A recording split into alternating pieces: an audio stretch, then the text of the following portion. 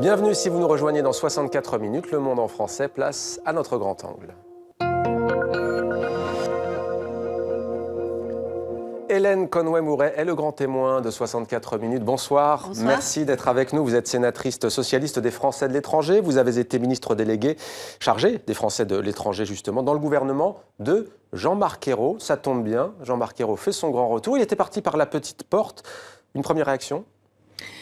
Écoutez, je pense qu'en tant que numéro 2, très proche donc du président, c'est le retour de quelqu'un de rigoureux, de sérieux, qui aime passionnément l'Europe. Et je crois que 2016 sera une année très très importante pour l'Europe, qui a besoin de prendre des décisions importantes dans un grand nombre de domaines.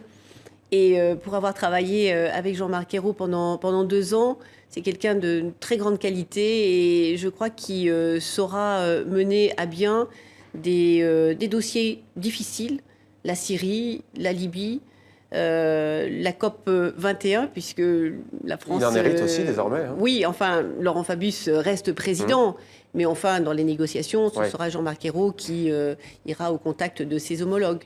Donc moi, je trouve que c'est un très bon choix. Ouais. Alors, je viens de dire que la parité a été respectée. Ceci dit, aucune femme n'hérite d'un poste régalien, c'est-à-dire ni les affaires étrangères, ni la défense, ni la justice. Ça vous choque ?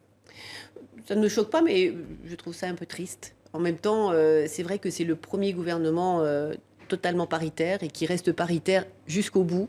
Donc pour l'ensemble du quinquennat, et c'est une bonne chose. Donc il y a encore un pas à faire, je crois, en 2017. On vous sent plutôt enthousiaste à l'annonce de ce remaniement. Pourtant, beaucoup d'analystes disent qu'on est vraiment dans de la cuisine interne, que François Hollande met en place autour de lui une équipe pour préparer sa candidature à la présidentielle de 2017, ce qui n'est pas encore officiel, bien sûr. Est-ce que ça ne donne pas une image peu reluisante à nouveau de la politique ? Oh, je ne crois pas que je montre d'enthousiasme. Vous me posez une question sur Jean-Marc Ayrault. Je vous dis que j'ai eu la chance de travailler avec lui et que c'est quelqu'un de très bien, de très solide, de très sérieux, qui fera un travail remarquable dans un poste très important parce qu'aujourd'hui, on sait très bien que les affaires internationales ont un impact direct sur la France, notamment en matière de sécurité. On voit que la question des réfugiés et ainsi de suite. Et donc, c'est tout. C'est pas un enthousiasme globalement. Des écologistes. C'est très bien. C'est une ouverture de la base politique. Il y a aussi un grand nombre de nouveaux visages. Il y a un rajeunissement aussi des personnes. Et je pense que ça va dans le sens de ce que les Français attendent. C'est-à-dire plus de jeunes, des visages peut-être qui ne sont pas forcément déjà connus du grand public, pour s'éloigner un petit peu de cette impression de donner... Nous avons affaire à des professionnels de la politique, ce sont toujours les mêmes qui... Justement, Audrey Azoulay, c'est une belle surprise pour vous ? Oui, absolument. Je trouve que c'est une personne qui dans ce secteur-là, je crois, va faire un très bon travail. En tout cas, elle l'a déjà prouvé par le passé. Et la culture est importante en France. La vraie ouverture, ça n'aurait pas été de mettre ce qu'on appelle un socialiste frondeur ? Non, mais ça, c'est le président de la République qui a fait son choix. Vous savez, il y a quand même parmi les socialistes un certain nombre de personnalités. Je pense à Laurence Rossignol, qui n'est pas forcément sur une ligne sociale libérale du Parti socialiste, ou qui est plutôt un petit peu sur la gauche de la gauche. Donc non, il y a un certain nombre de personnalités. Et Laurence a été promue, puisque aujourd'hui elle est ministre et non plus secrétaire d'État. Donc je crois qu'il y a un bon équilibre. Il y a aussi 3 radicaux de gauche, 3 écologistes. Et donc... voilà, je crois que François Hollande a l'équilibre qu'il souhaitait, avec l'image d'une cohérence aussi avec donc Jean-Marc Ayrault qui est à nouveau à ses côtés. C'est quelqu'un en qui il a une grande confiance et ça c'est important. Justement, vous dites cohérence, certains voient plutôt un paradoxe. Vous citez Jean-Marc Ayrault, le nouveau ministre français des Affaires étrangères. Il est connu comme étant un fervent défenseur de l'aéroport de Notre-Dame-des-Landes, qui est un projet, un projet qui fait grand bruit, qui est controversé. Dans le même temps, on a des écologistes dont certains entre gouvernements s'y opposent. C'est quoi? C'est l'art de la synthèse ou c'est justement le fait de vouloir, selon vous, déminer un sujet sensible? Je crois que la justice s'est prononcée sur ce dossier-là. Et le Premier ministre a été questionné maintes fois au Parlement, aussi, sur la même question. Il a répondu, je crois, très clairement, dans la volonté du gouvernement d'avancer sur ce sujet. Donc, je crois qu'il n'y aura pas de polémique, non. il n'y en aura plus. Alors, le projet de révision constitutionnelle a été adopté hier par les députés français, avant de passer au Sénat dans 2 semaines, il me semble. Il y a 2 articles qui font polémique, hein, vous le savez, celui sur la déchéance de nationalité élargie aux personnes qui se rendraient coupables de crimes et de délits terroristes. Il y a également l'état d'urgence qui est désormais inscrit dans la loi fondamentale française. Vous allez voter prochainement pour ou contre cette révision constitutionnelle. Vous êtes sénatrice socialiste. Alors, nous avons déjà voté sur l'état d'urgence.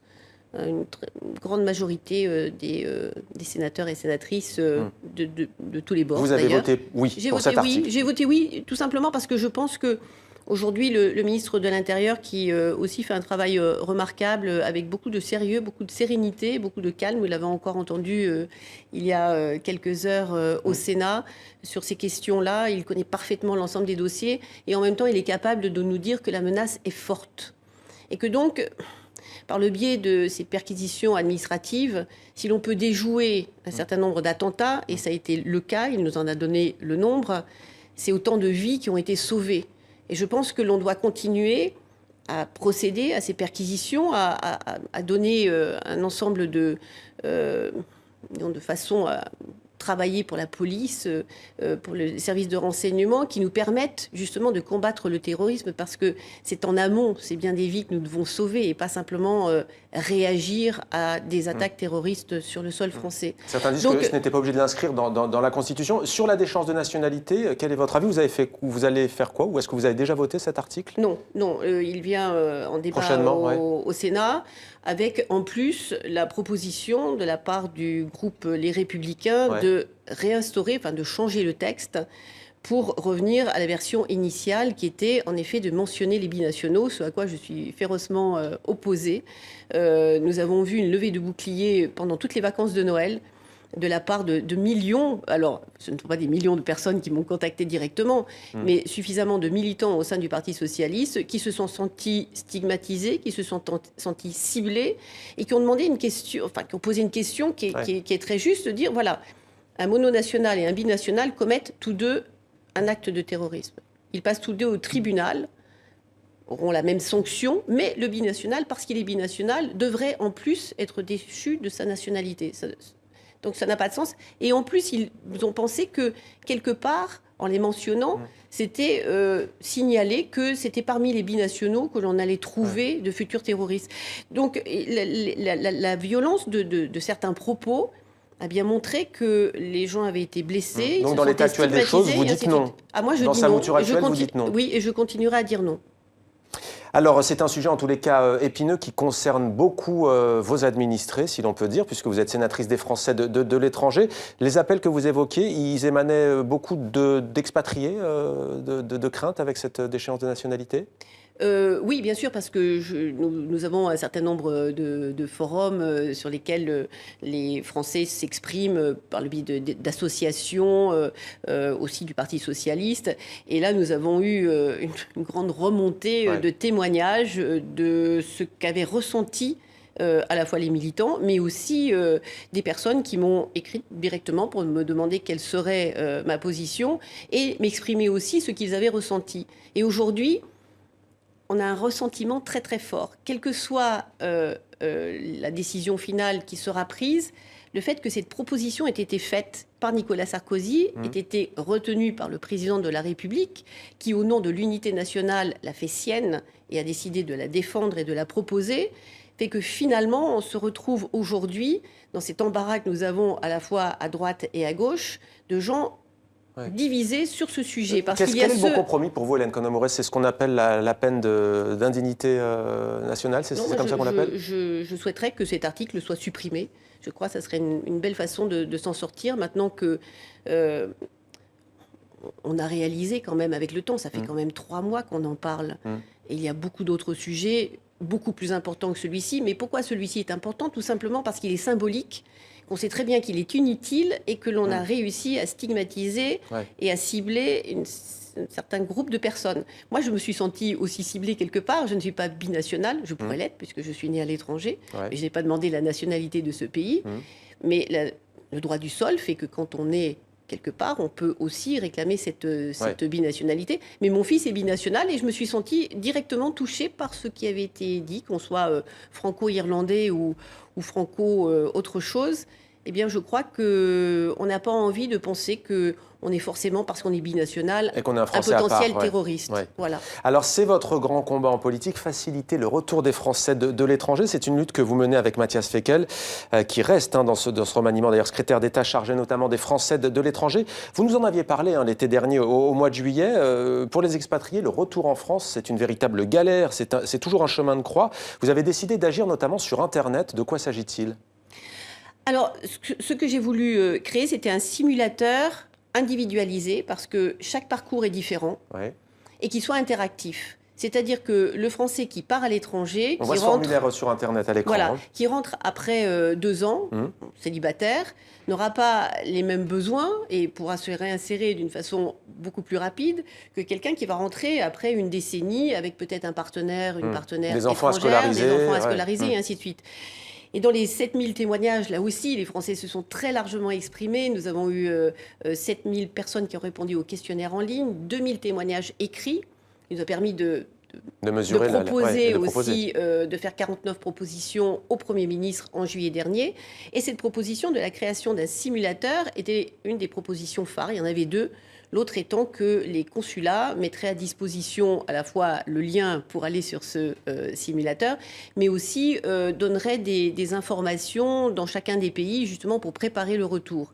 Le retour, comme le départ, doit se préparer, notamment au dire de tous ceux qui sont rentrés et qui ont en effet traversé une certaine galère, au point où certains ont choisi de repartir. Concrètement, c'est quoi la Donc, principe d'urgence ? Donc, à partir de l'étranger, il fallait pouvoir gratuitement aussi, pour ne pas passer des heures au téléphone, pouvoir accéder à la liste, tout simplement, des démarches administratives à réaliser et d'avoir un calendrier, parce qu'il faut aussi pouvoir se procurer un certain nombre de documents avant le départ et de pouvoir le préparer de façon organisée et d'avoir la liste aussi de ces documents à présenter. Donc ça, c'est le site internet Retour en France. Voilà. C'est un site du gouvernement français. Quelles sont, selon vous, les autres mesures, si vous deviez en citer, deux mesures prioritaires pour les Français de l'étranger qui souhaitent rentrer au pays, dans l'Hexagone ? À mettre en place, parce que là, le Premier ministre en a présenté 170 à Matignon la semaine dernière. Il y en avait une dizaine qui faisaient partie donc, des 49. Donc j'étais assez heureuse de voir que moins de 6 mois après la présentation du rapport, nous avions pu avancer aussi vite, d'autant que la mise en place et la création de ce simulateur a quand même demandé beaucoup de travail. Et j'invite d'ailleurs tous ceux qui regardent cette émission à aller le tester et de voir combien il est personnalisé et donne finalement l'ensemble des... C'est à quelle adresse ? Enfin, si vous pouvez guider nos téléspectateurs, où est-ce qu'on peut trouver le...